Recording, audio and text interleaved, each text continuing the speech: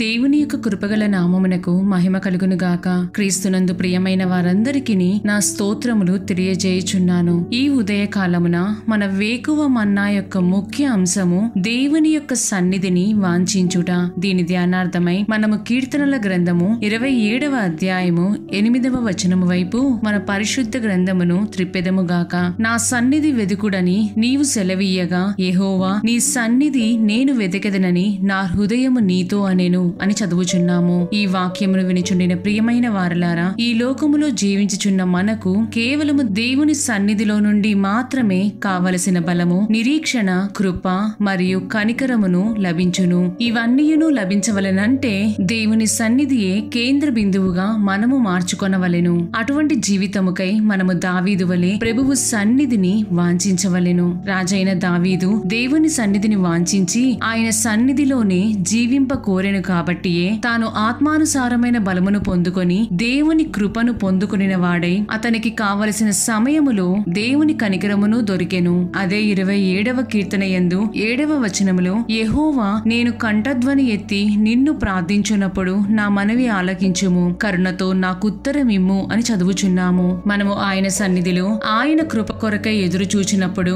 భారముతోనూ దుఃఖముతోనూ మనము ఆయనకు మొరపెట్టినప్పుడు నిశ్చయముగా దావీదునకు జవాబు ఇచ్చిన దేవుడు మనకును జవాబు ఇచ్చుటకు సిద్ధముగా ఉండి ఉన్నారు. ఆయన మన మొరను అలక్ష్యము చేయువాడు కాదు. ఏదో మ్రొక్కుబడిగా కాక విరిగి నలిగిన హృదయముతో ఆయనకు మొరపెట్టుము. తిరిగి మనము అదే అధ్యాయము 13, 14 వచనములను గమనించినట్లయితే, సజీవుల దేశమున నేను యెహోవా దయను పొందుదునన్న నమ్మకము నాకు లేని ఎడల నేనేమవుదును? యెహోవా కొరకు కనిపెట్టుకొని యుండుము, ధైర్యము తెచ్చుకొని నీ హృదయమును నిబ్బరముగా నుంచుకొనుము, యెహోవా కొరకు కనిపెట్టుకొని యుండుము అని చదువుచున్నాము. ప్రభువు దయ మన మీద లేని ఎడల మనము ఈ లోకములో జీవించలేము. ఈ లోకములో మనము ఎంతటి వారమైనప్పటికీ మనము ఆయనను నమ్ముకొనినప్పుడు మాత్రమే ఒక ధైర్యము, ఒక ఆదరణ లభించును. మనము మనకున్న పరిస్థితులను బట్టి ఎంతో మందిని నమ్మి ఉండవచ్చును, దానికి ఫలితముగా మోసపోయి ఉండి ఉండవచ్చును. కానీ ప్రభువును పూర్ణ హృదయముతో విశ్వసించినట్లయితే వారు ఎన్నటికీ మోసపోనే పోరు. నీకున్న ప్రతికూల పరిస్థితులన్నీయును మేలుకరముగా, అనుకూలముగా మార్చబడవలెనంటే మొదట ఆయన సన్నిధిని వెదికి ఆయన సన్నిధిలో జీవించుటకు వాంఛించుము. ప్రియమైన దేవుని జనమా, మనము ఏ విధముగా ఆయనను ఆశ్రయించి ఆయన ముఖమును దర్శించగలము? దేవుని యొక్క సన్నిధిని చేరుటను బట్టియే. మొదటిగా మనము ఆయన వాక్యము ద్వారా ఆయనను, ఆయన సన్నిధిని ఆశ్రయించగలము. దీనికై మనం అపోస్తులుడైన పౌలు తిమోతికి రాసిన 2వ పత్రిక 3వ అధ్యాయము 16, 17 వచనములను గమనించినట్లయితే, దైవజనుడు సన్నద్ధుడై ప్రతి సత్కార్యమును పూర్ణముగా సిద్ధపడి ఉండునట్లు దైవావేశము వలన కలిగిన ప్రతి లేఖనము ఉపదేశించుటకును, ఖండించుటకును, తప్పు దిద్దుటకును, నీతియందు శిక్ష చేయుటకును ప్రయోజనకరమై ఉన్నది అని చదువుచున్నాము. ఆయన లేఖనముల ద్వారా మనము ఆయన సన్నిధిలో సరిచేయబడవలెను. మనము ఎప్పుడైతే పరిశుద్ధ గ్రంథమును అనుదినము చదివేదమో, లేక పరిశుద్ధులచే వాక్యము ద్వారా హెచ్చరించబడదమో, మనలను మనము సరిచేసుకొనుటకు గాను కృప దొరుకును. ఒకవేళ చేసిన ఉపదేశమును బట్టి నీవు నొచ్చుకొనిన ఎడల ఆయన సన్నిధిని నీవు మొరపెట్టలేవు లేదా ఆనందించలేవు. మనము మొదటి సమూయేలు గ్రంథము 1వ అధ్యాయము 13వ వచనము నుండి గమనించినట్లయితే, ఏలి హన్నాను చూచి ఆమె మత్తురాలై ఉండెనని తలంచినప్పుడు, హన్నా అది కాదు నా ఏలినవాడా, నేను మనోదుఃఖము గలదాననై ఉన్నాను, నేను ద్రాక్షరసమునైనను మద్యమునైనను పానము చేయలేదు గాని నా ఆత్మను యెహోవా సన్నిధిలో కుమ్మరించుకొనుచున్నాను అని వివరించెను. అదే పరిస్థితులలో మనమున్నట్లయితే ఏదో ప్రార్థన చేసుకుందామని వస్తే నన్నే అంటారా, నేనే కనిపించానా అని అలిగి వెళ్లిపోతాము. కాని హన్నా పరిశుద్ధులతో తన సమాధానమును కాపాడుకొనుట మాత్రమే కాక ఆయన సన్నిధిలో నుండి వెళ్ళినప్పుడు ఏలీ చేత ఆశీర్వదించబడెను. సేవకుల మాటను రూఢీపరచదని చెప్పిన దేవుడు, ఏలీ నీవు క్షేమముగా వెళ్ళుము, ఇశ్రాయేలు దేవునితో నీవు నీవు చేసుకుని మనవిని ఆయన దయచేయును అని హన్నాతో చెప్పిన విధముగా సమూయేలును అనుగ్రహించెను. ఆయన లేఖనముల ద్వారా మనము ఆయన సన్నిధిని పొందగలము మరియు ఆయనలో ఆనందించగలము. ప్రియమైన దేవుని జనమా, రెండవదిగా ప్రార్థన ద్వారా ఆయన సన్నిధిని పొందగలము.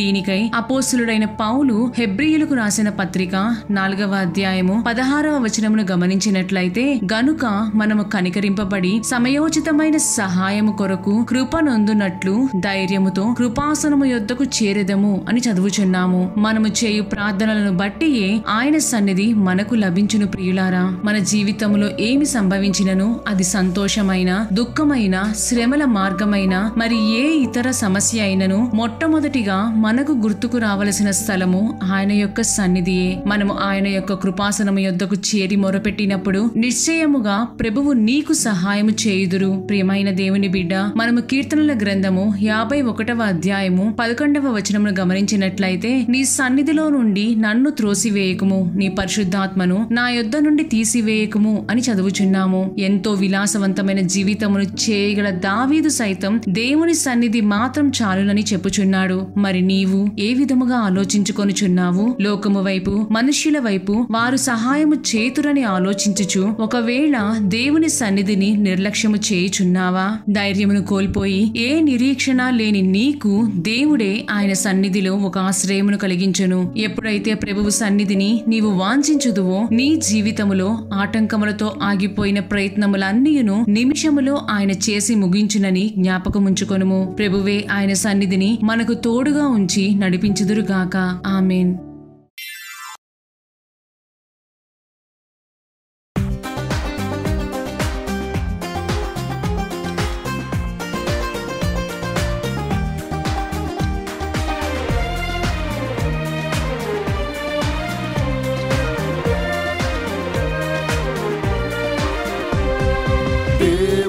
సన్నిధి నాకానందం, సంతోషంతో ఉల్లసించేదను. దేవుని సన్నిధి నాకానందం, సంతోషంతో ఉల్లసించేదను. నా ప్రియుడేసుని పాద సన్నిధిలో పాడి పొగడి హర్షించేదను. నా ప్రియుడేసుని పాద సన్నిధిలో పాడి పొగడి హర్షించేదను.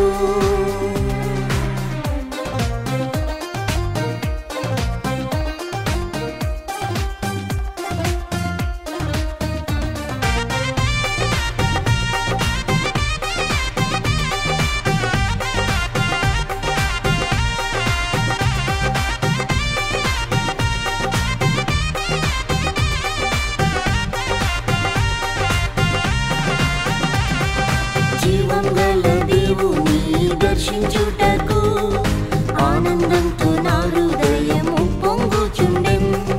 జీవం గల దేవుని దర్శించుటకు ఆనందంతో నా హృదయము పొంగుచుండెన్.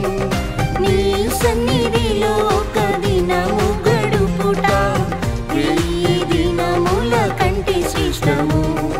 నీ సన్నిధిలో ఒక దినము గడుపుట 1000 దినముల కంటే శ్రేష్టము. దేవుని సన్నిధి నాకానందం, సంతోషంతో ఉల్లసించేదను. దేవుని సన్నిధి నాకానందం, సంతోషంతో ఉల్లసించేదను. నా ప్రియుడేసుని పాద సన్నిధిలో పాడి పొగడి హర్షించేదను. నా ప్రియుడేసుని పాద సన్నిధిలో పాడి పొగడి హర్షించేదను.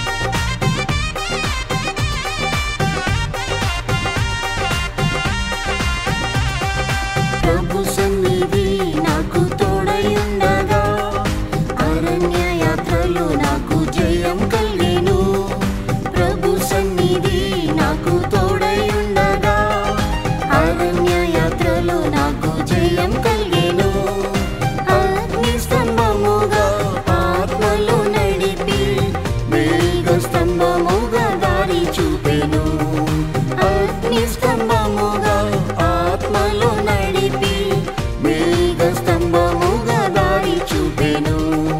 దేవుని సన్నిధి నాకానందం, సంతోషంతో ఉల్లసించేదను. దేవుని సన్నిధి నాకానందం, సంతోషంతో ఉల్లసించేదను. నా ప్రియుడేసుని పాద సన్నిధిలో పాడి పొగడి హర్షించేదను. నా ప్రియుడేసుని పాద సన్నిధిలో పాడి పొగడి హర్షించేదను.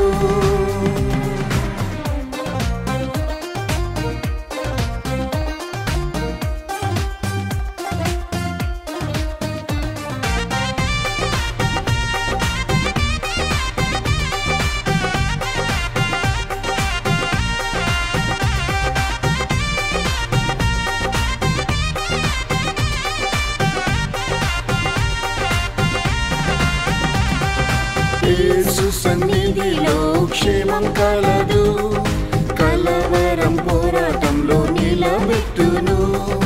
యేసు సన్నిధిలో క్షేమం కలదు, కలవరం పోరాటంలో నిలబెట్టును. శోధన వ్యాధులు నన్ను బాధించిన, శరీరం ఆత్మలో స్వస్థపరిచెను. శోధన వ్యాధులు నన్ను బాధించిన, శరీరం ఆత్మలో స్వస్థపరిచెను. దేవుని సన్నిధి నాకానందం, సంతోషంతో ఉల్లసించేదను. దేవుని సన్నిధి నాకానందం, సంతోషంతో ఉల్లసించేదను. నా ప్రియుడేసుని పాద సన్నిధిలో పాడి పొగడి హర్షించేదను. నా ప్రియుడేసుని పాద సన్నిధిలో పాడి పొగడి హర్షించేదను.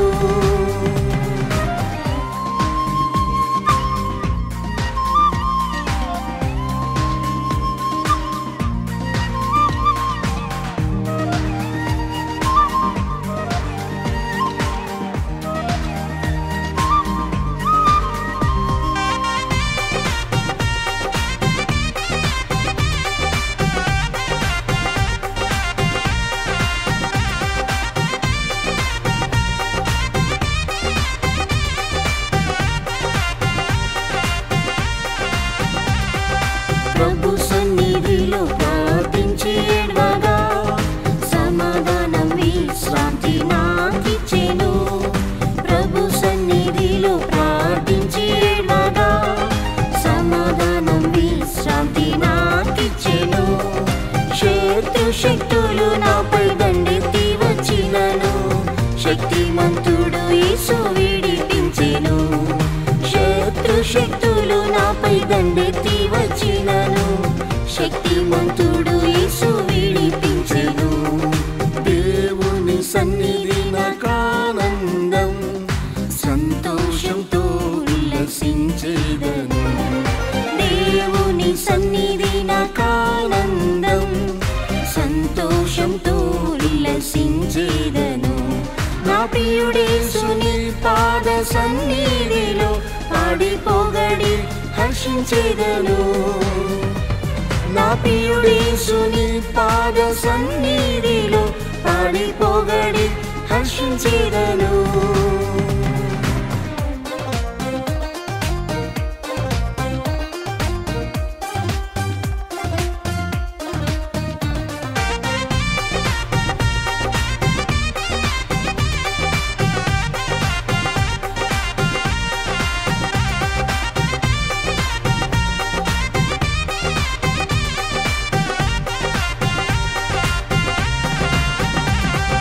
దేవాని సన్నిధి ప్రకాశింపజేసి, నీ ముఖ కాంతి ఉదయింపజేయుము. దేవాని సన్నిధి ప్రకాశింపజేసి, నీ ముఖ కాంతి ఉదయింపజేయుము. యేసుని నామము ఉచ్చరించి పాడగా, ఆశీర్వాదములు నాపై కుమ్మరించుము. యేసుని నామము